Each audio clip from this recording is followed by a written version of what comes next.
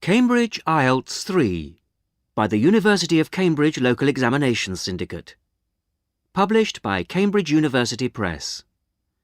This recording is copyright.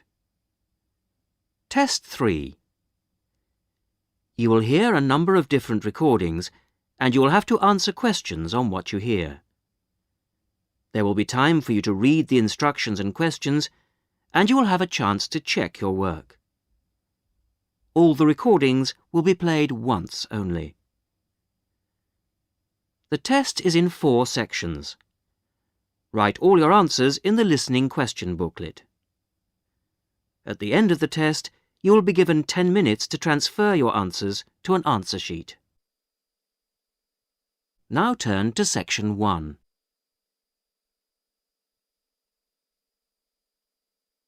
Section 1. You will hear 2 colleagues, Joan and Peter, organising a Christmas dinner for their office staff. First, you have some time to look at questions 1 to 5.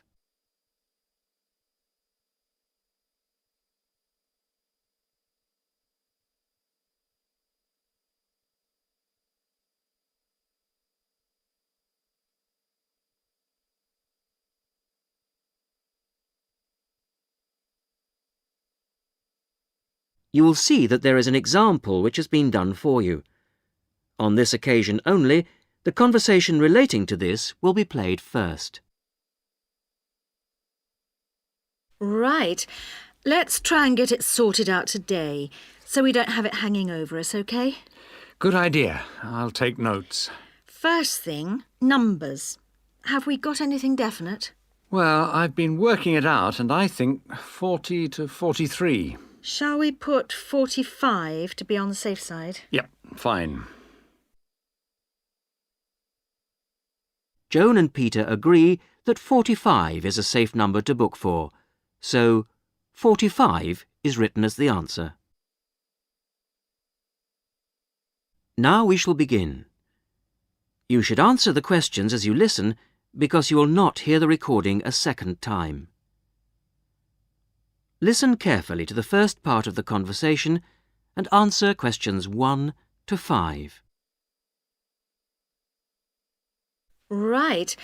Let's try and get it sorted out today, so we don't have it hanging over us, OK? Good idea. I'll take notes. First thing, numbers.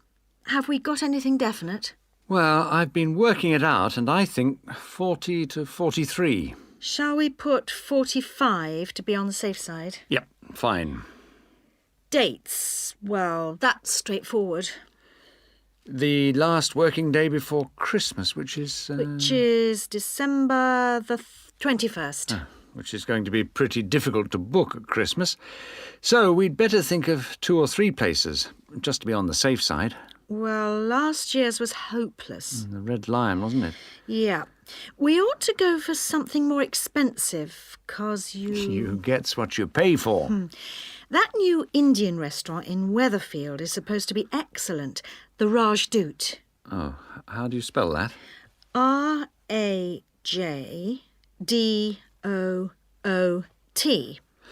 It's bound to be packed. Well, let's put that down as the first choice and have some backups. What about the Parkview Hotel as a second choice? Yes, that's always reliable. Parkview Hotel. And the London Arms, in case. London Arms? I'll call them now if you want. No, I'll do it, Joan. You're really busy. Oh, have you got the numbers? Not for the Rajdoot, but... right, Parkview Hotel. 777192 and London Arms 208657. Great. Before I ring, we'd better just make sure they're within the price range. Up to £15 a head? I think you'll find some people won't be able to go that high. Well, you can't get anything decent under £10. OK. We'll say 12. OK. And we'd better make sure there's good vegetarian food. And a non-smoking section. You know what the boss is like. Don't remind me. I'll let you know as soon as I get anything. Before you hear the rest of the conversation, you have some time to look at questions 6 to 10.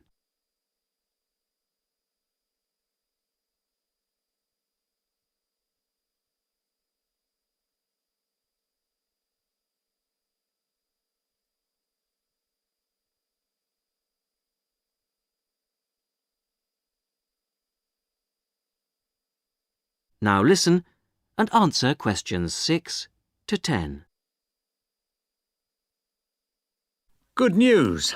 I found Rajdoot's number straight away and they can fit us in.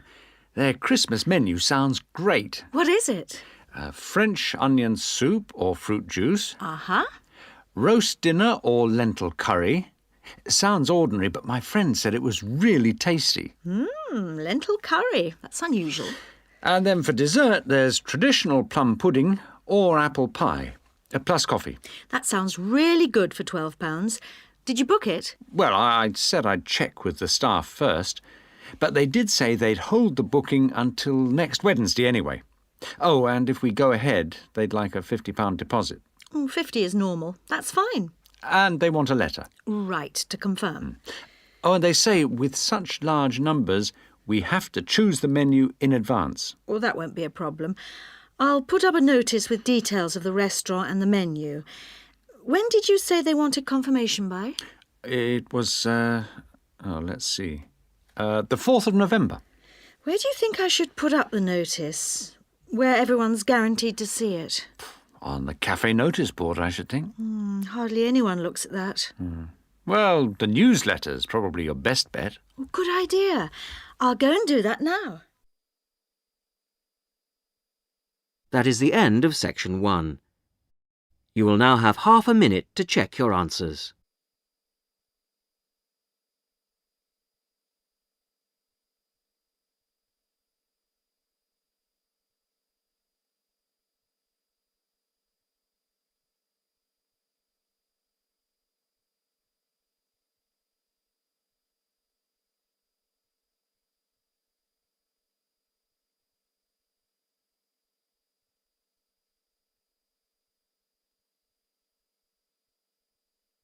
Now turn to section 2.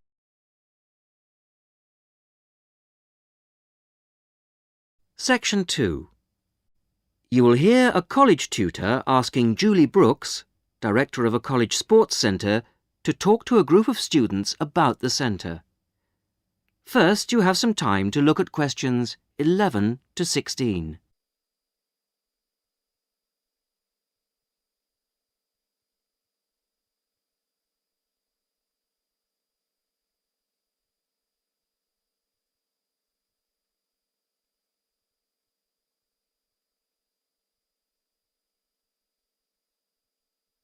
Listen carefully to the first part of the talk and answer questions 11 to 16.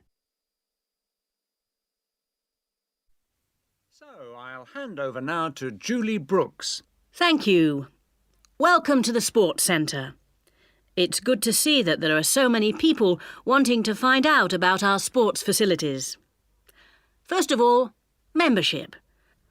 All students at the college are entitled to become members of the Sports Centre for an annual fee of £9.50. To register with us and get your membership card, you need to come to reception between 2 and 6 p.m, Monday to Thursday. I'm afraid we can't register new members on Friday, so it's Monday to Thursday, 2 to 6 at reception. Now, there are 3 things that you must remember to bring with you when you come to register. They are your union card, a recent passport-size photograph of yourself, and the fee. It doesn't matter whether you bring cash or cheque. We can't issue your card unless you bring all 3, so don't forget your union card, passport photo and fee. Then once you've got your sports card, you will need to bring it with you whenever you come to book or use any sports centre facilities. Booking over the phone is not allowed, so you have to come here in person with your card when you want to book. Our opening hours seem to get longer every year. We are now open from 9 a.m. to 10 p.m. on weekdays and from 10 a.m. to 6 p.m. on Saturdays. For those of you who are up and about early in the morning, we're introducing a 50% morning discount this year. This is because the facilities tended to be underused in the mornings last year. It means that all the sessions will be half price between 9 a.m. and 12 noon on weekdays. Before you hear the rest of the talk, you have some time to look at questions 17 to 20.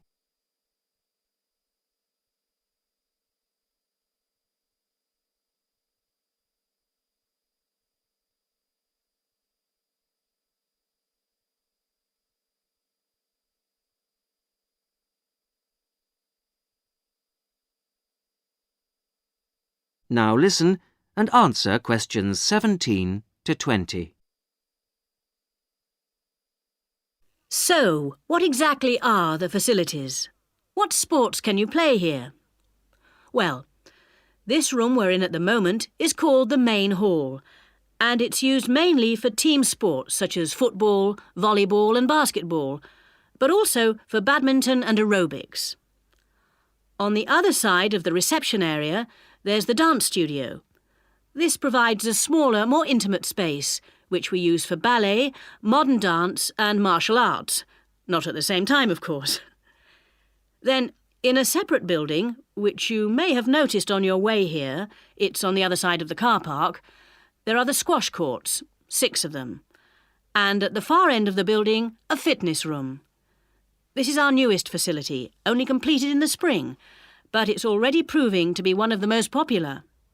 As well as all these facilities available here on the campus, we also have an arrangement with the local tennis club, which is only 2 miles away, entitling our students to use their courts on weekday mornings in the summer. So, I think that there should be something here for everybody, and I hope to see all of you at the centre, making use of the facilities. If, in the course of the year, you have any suggestions as to how the service we provide might be improved, or its appeal widened, I'll be interested to hear from you. That is the end of section 2. You will now have half a minute to check your answers.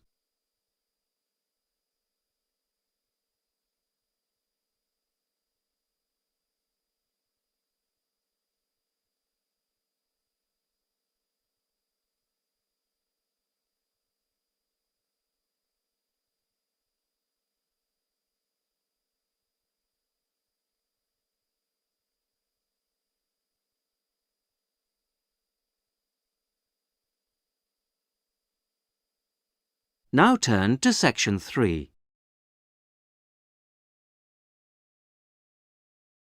Section 3. John Brown, a school student, is entering a competition for young electronic engineers. He is talking to his teacher, Mary Collins. First, you have some time to look at questions 21 to 30.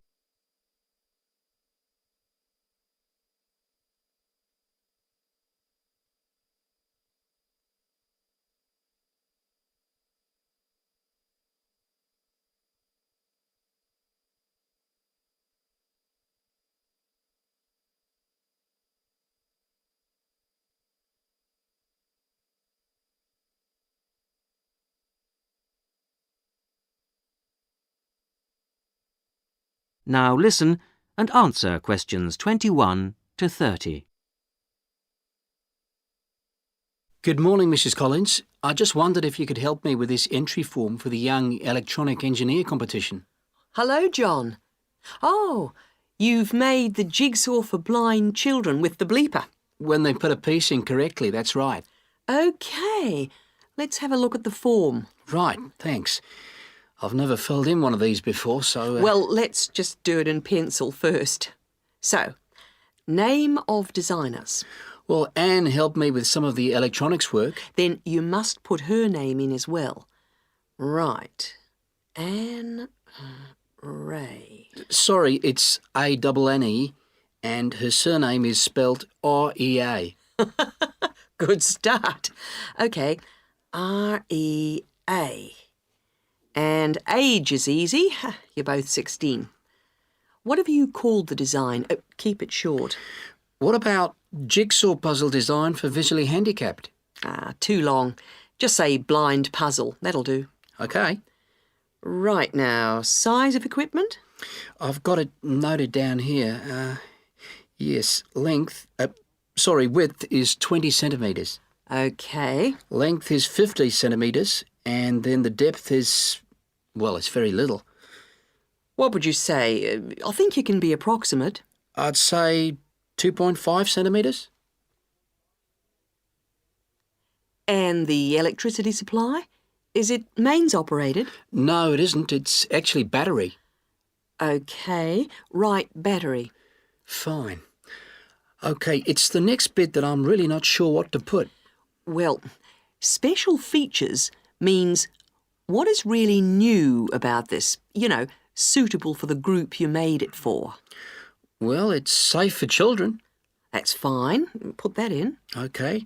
And of course, we think it's educational. Yeah, there you are. You've done it. Anything else?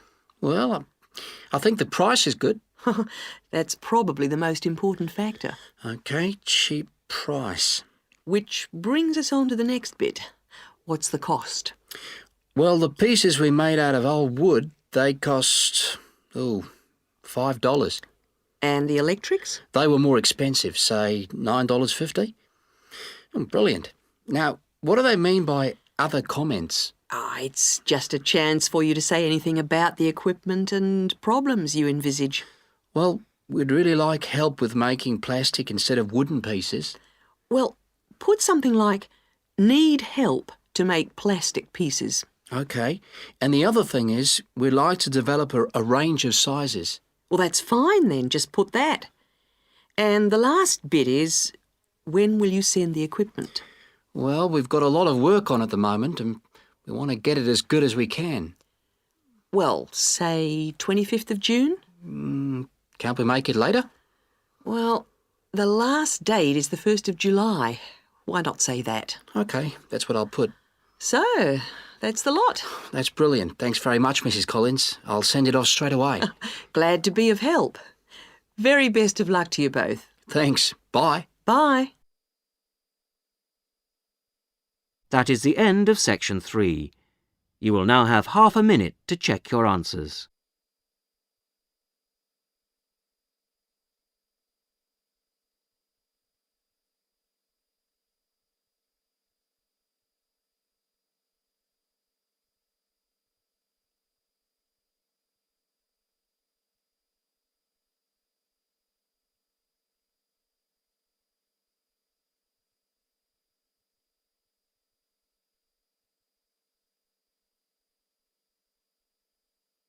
Now turn to section 4.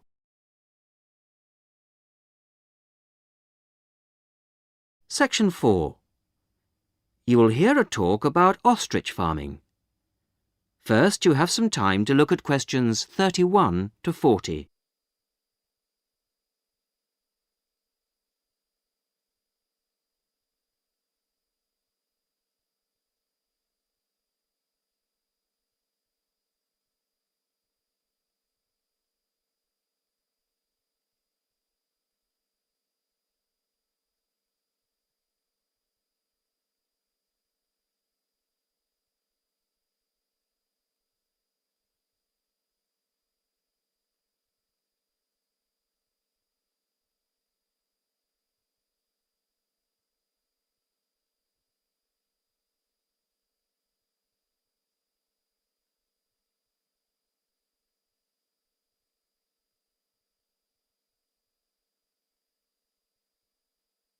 Listen carefully to the talk and answer questions 31 to 40. Today, I'd like to introduce Ted Hunter, who used to rear sheep and poultry, but who is here to tell us about a rather unusual type of livestock that he's been concentrating on in the last few years. Ted Hunter is a member of the Domesticated Ostrich Farming Association and is here to tell us about the possibilities of breeding and rearing these birds in this country. Thank you, Paula. When you look at international restaurant menus and supermarkets, they all tend to feature the same range of meats: beef, lamb, chicken, pork, that sort of thing. But people are always interested in something different. And we're now finding that farming can bring new types of meat to our tables. The kangaroo is one animal that's now being farmed for its meat and eaten outside Australia where it comes from. It looks and tastes rather like rabbit, though it's slightly darker in color. But it is rather tough, so that's a problem for some people. Crocodiles are also being farmed for their meat. This is rather like chicken, pale and tender, and it's getting quite fashionable. Some people also find it's rather fatty, but I think it makes a really tasty sandwich. Now, a third type of meat becoming increasingly available, and the one that I think is by far the nicest of the three, is ostrich, which most people say has a similar taste and texture to beef. However, it's much better for you than beef, as we'll see later. Most people think of ostriches as wild animals, but in fact, ostriches have been farmed in South Africa since around 1860. At first, they were produced for their feathers. In Africa, they were used for tribal ceremonial dress, and they were also exported to Europe and America, where they were made into ladies' fans and used for decorating hats. Later, feather fans and big decorated hats went out of fashion, but ostriches were still bred, this time for their hide. This can be treated to produce about half a square meter of leather, very delicate, fine stuff of very good quality. At the same time, some of the meat was used for biltong, the air-dried strips of meat popular in South Africa as a sort of fast food. However, recently there's been more and more interest in the development of ostrich farming in other parts of the world, and more people are recognizing its value as a food source. Ostrich meat is slightly higher in protein than beef, and much lower in fats and cholesterol. It tastes good, too. A series of European taste tests found that 82% of people prefer ostrich to beef. And one ostrich produces a lot of meat, from around 30 to 50 kilograms, mostly from the hindquarters of the bird. Farmed ostriches don't need African climates, and in fact, ostrich farming is now becoming well established in other parts of the world. However, setting up an ostrich farm isn't something to embark on lightly. Mature breeding birds are very expensive. Even a fertilized ostrich egg isn't cheap, so you need quite a bit of capital to begin with. Then the farmer needs special equipment, such as incubators for the eggs. The young chicks are very dependent on human minders and need a lot of attention from the people looking after them. In addition, ostriches can't be intensively farmed. They need space and exercise. But in spite of this, they make good farming sense. A cow produces only one calf a year, whereas a female ostrich can lay an egg every other day. And because the farmers can use incubators and hatched chicks are nourished well and protected from danger, the failure rate on farms is very low indeed, and almost all the fertilized eggs will hatch out into chicks, which will in turn reach maturity. This is very different from the situation in the wild, where the vast majority of chicks will die or be killed before they grow up into mature ostriches. So it's possible, once the initial outlay has been made, for the farmer to be looking at very good profit margins indeed. Ostrich farming is still in its early days outside Africa, but we hope that ostrich meat will be freely available soon, and before long will be as cheap as beef. That is the end of section 4. You will now have half a minute to check your answers.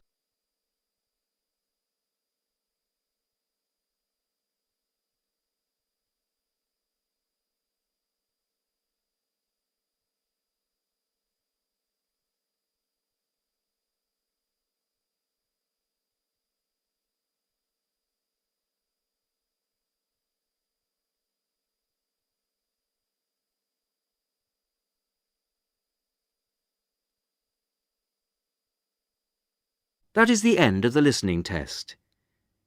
In the Ielts test, you would now have 10 minutes to transfer your answers to the listening answer sheet.